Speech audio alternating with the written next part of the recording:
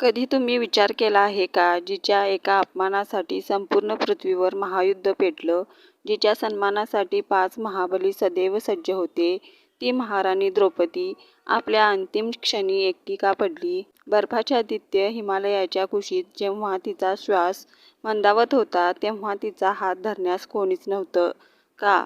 ही कथा आहे महाप्रस्थानाची, स्वर्गाकडे जाणाऱ्या त्या यात्रेची, जिथे धर्म हृदय पाहत नाही, तो फक्त कर्माचं वजन मोजतो.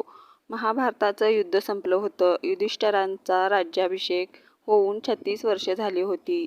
पण प्रभाग क्षेत्रात यादववंशाचा विनाश झाला आणि श्रीकृष्णांनी पृथ्वीचा देह त्यागला.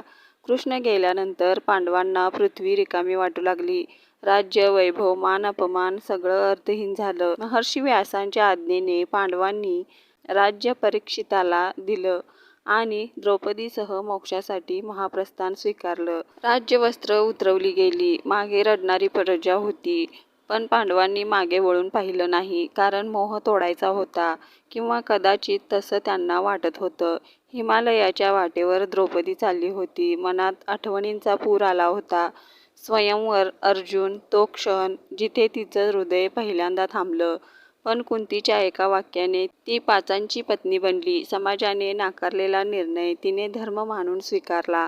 सभा, वनवास, धृतक्रीडा, चिरहरणाचा अपमान. त्या दिवशी 5 पती समोर असूनही तिचं रक्षण केलं ते फक्त कृष्णाने. तेव्हा तिला कळलं होतं, संसारात खरा रक्षक एकच आहे. हीच आठवण मनात असताना हिमालयात तिचे पाय थरथरू लागले, श्वास अडखळू लागला. पांडव पुढे निघून गेले, कोणी मागे वळलं नाही. ती पडली बर्फावर. फक्त भीम थांबला. तो युधिष्ठिरांना म्हणाला, ज्येष्ठ, पांचाली इतकी पवित्र होती, मग ती आधी का पडली? युधिष्ठिर थांबले नाही. ते म्हणाले, द्रौपदीने सर्वांवर प्रेम केलं, पण अर्जुनावर थोडं अधिक. हा पक्षपातच तिचा बंधन ठरला. ते शब्द द्रौपदीच्या हृदयात घुसले. अर्जुन, ज्याच्यासाठी तिचं मन सर्वाधिक धडधडलं, तोही एकदाही मागे वळला नाही. अश्रू बर्फावर पडले आणि तिथेच गोठले. त्या क्षणी तिनं मनात श्रीकृष्णांना पुकारलं, हे माधवा, 5 पती असूनही मी आज अनाथ का आहे? आणि उत्तर आलं, पांचाली, ही देहाची नाही, आत्म्याची यात्रा आहे. या वाटेवर कोणीही सोबत चालू शकत नाही. प्रेम पाप नाही, पण आसक्ती बंधन आहे. सोनेरी साखळी सुद्धा साखळीच असते. आज तू पडली नाहीस, आज तू मुक्त झालीस.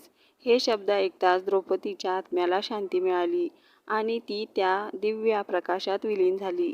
ही कथा आपल्याला एक कठोर सत्य शिकवते. अंतिम प्रवास प्रत्येकाला एकट्यालाच करावा लागतो. सगळे नाते सहप्रवासी असतात, सहचर नाहीत. शेवटी फक्त परमात्माच सोबत असतो. जर द्रौपदीची ही अमर कथा तुमच्या हृदयाला भिडली असेल तर व्हिडिओला लाईक करा, कमेंटमध्ये नमो भगवते वासुदेवाय लिहा, चॅनेलला सबस्क्राईब करून बेल आयकॉन दाबा.